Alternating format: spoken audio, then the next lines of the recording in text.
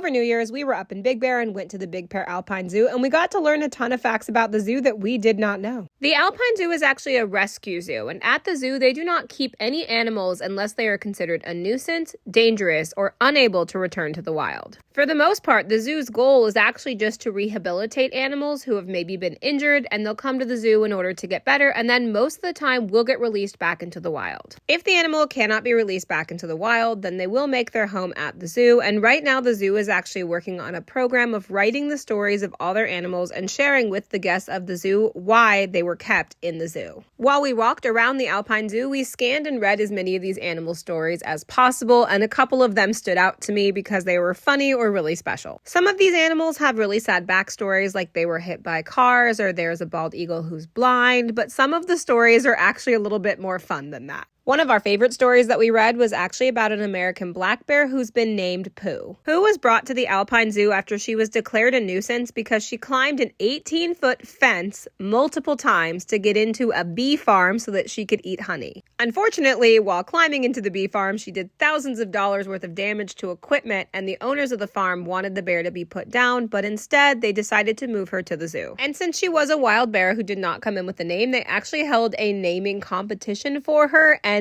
the name that won was Pooh because she loves honey.